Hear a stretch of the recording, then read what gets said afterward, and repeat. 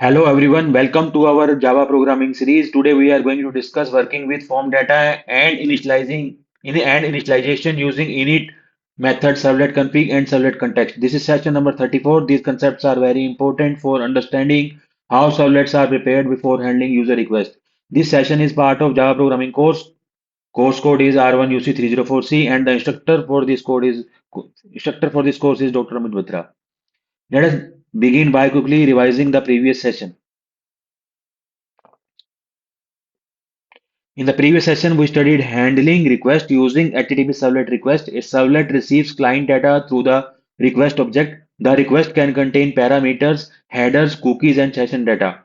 Common methods include getParameter method to read form values, get method to check get or post, getHeader method to read headers, and getSession method to manage sessions. We also learned how servlets send responses using HTTP servlet response. The response may include HTML content, files, status codes, redirects, or cookies. Important methods include setContentType method, getWriter method to send output, sendRedirect method for navigation, and addCookie method to store client-side data. Now let us start with an interesting question. When a user submits a form to a servlet, what happens first? Does the servlet automatically get configuration values or does it first need to be initialized? The correct answer is option number B, that is servlet initializes at the first request. A servlet is not initialized repeatedly, it is initialized only once, either at the first request or during server startup before it starts handling user requests. By the end of this session, students will be able to understand how form data is handled, explain servlet initialization, differentiate between servlet config and servlet context, and understand how initialization improves servlet efficiency. Today's session will cover introduction to form data handling, initialization, the init method, servlet config, servlet context, and a comparison between them. Let us begin with form data handling. Form data is the information entered by users in HTML forms. This data is sent to the server through an HTTP request and retrieved inside a servlet using HTTP servlet request. Form data can come from multiple sources such as text fields, password fields, radio buttons, checkboxes, and drop-down menus. One important point to remember is form data is never automatically available. It must always be accessed using the request object. Servlet initialization prepares the servlet before handling user requests. It is used to perform one-time operations such as loading database drivers, reading configuration values, and setting application level data. The init method runs only once during the servlet lifecycle. It is called before the first request is handled. This makes it ideal for tasks like loading database connections, reading parameters, and initializing shared resources. Here is a discussion activity. Why do servlets need an init method when Java already provides a constructor? Let us understand this by comparing both. The constructor is called when the servlet object is created by the JVM. The init method is called by the servlet container, not by user code. Most importantly, only inside init method do we get access to servlet config and servlet context. Servlet config is a configuration object that contains initialization parameters for a specific servlet. These values can be defined in web.xml or using annotations. It stores servlet specific information such as database URL, driver name, or admin email ID. Servlet config is unique for each servlet. It is passed automatically to the servlet during initialization. It helps customize the behavior of individual servlets. Servlet context represents the entire web application. There is only one servlet context per application. It is shared among all servlets and is used to store global data. Servlet context is used to store application-wide parameters, share data between servlets, log messages, and access resources such as files and folders. To summarize the difference, servlet config is servlet specific, while servlet context is application wide. Servlet config provides local configuration, whereas servlet context provides global configuration. Let us quickly summarize today's session. Init method is used for one-time initialization. Servlet config provides per servlet configuration. Servlet context provides global application configuration. Form data is retrieved using request.getParameter method. Together, these components help manage servlet behavior efficiently. In the next session, we will study servlet communication, including send, redirect method, forward method, and include methods. These methods help servlets communicate with other resources. Now I will be solving a case-based Scenario-based programming problem. The problem is in front of us. A university admission portal uses servlets to process student registration forms. In the A part, we have to design a servlet that reads form data and initializes resources using init method. In the B part, evaluate the use of ServletConfig and ServletContext for configuration management. C part, critically analyze performance, scalability, and maintainability considerations. So, as usual, I have created a project named university admission. In the package com.example, we have admission servlet file, Java file, and register.html file. So, a university admission portal uses Java servlets to process student registration forms by collecting user input, initializing required resources, and managing application configuration efficiently. To design a servlet that reads student registration form data, initializes resources using the init method, generates a dynamic response. Now, I will be explaining the code of register.html first. This HTML file provides a registration form for a university admission portal. It collects student details and sends them to a servlet for server-side processing. For doc type HTML, declares the document type as HTML5, ensures the page is rendered correctly in modern browsers.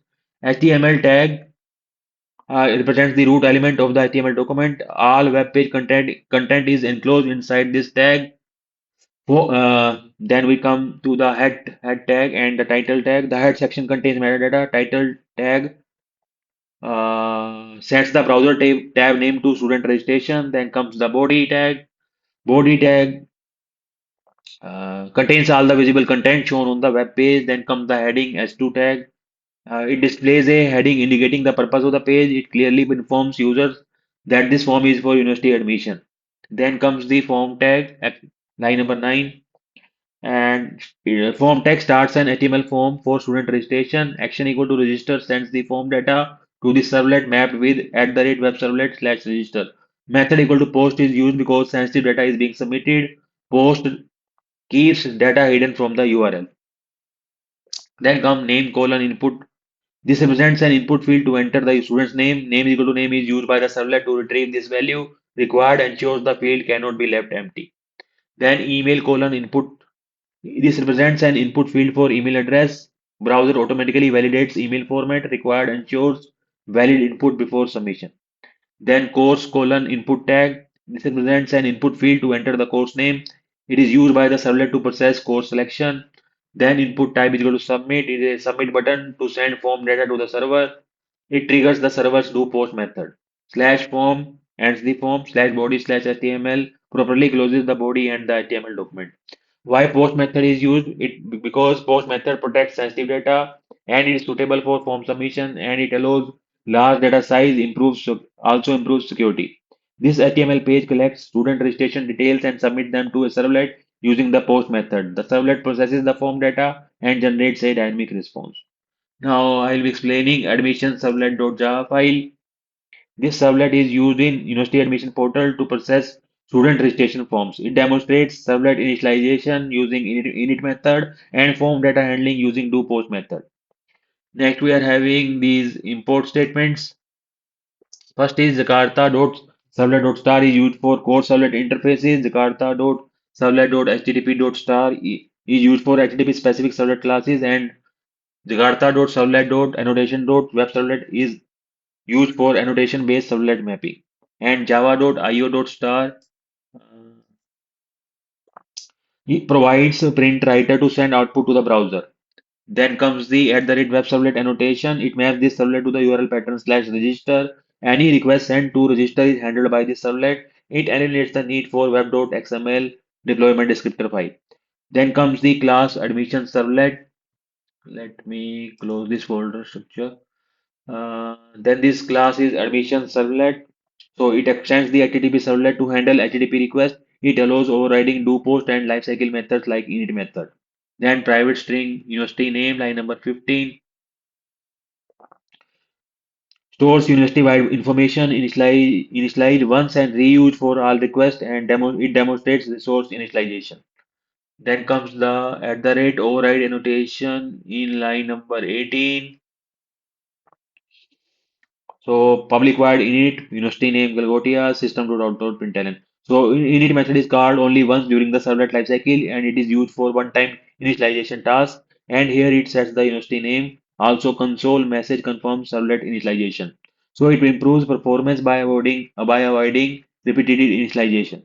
Then comes the do post method, line number 26.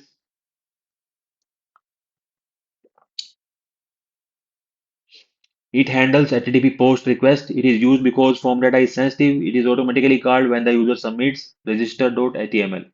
Then response.set content type, print writer. It specifies that the response will be HTML. Print writer sends dynamic content to the client browser. Then string name equal string email equal to string course equal to. These three statements. Retrieve user entered form data, uses HTTP servlet request, parameter names match HTML input fields. Then this line number 36, HTML body and registration successful. So it starts the HTML response and displays the confirmation message. Then these statements displays submitted student details, uses initialized resource that is university name, response is generated dynamically. And slash body slash HTML properly closes HTML tags. So this servlet processes student registration forms using the post method. The init method initializes resources once while do post retrieves form data and generates a dynamic response using HTTP servlet request and HTTP servlet response. So again, we will go to window menu and show view, project explorer. It was university admission project. So this is the servlet file and this is the HTML file. So I will be running register.html, right click and run as server. Select Tomcat, click on finish. So you can enter these fields, name, email, and course. Click submit button, registration successful, and name, email, course are what we have entered in the fields. Thank you for watching this video. If you found it helpful, please like, share, and subscribe. See you in the next lecture.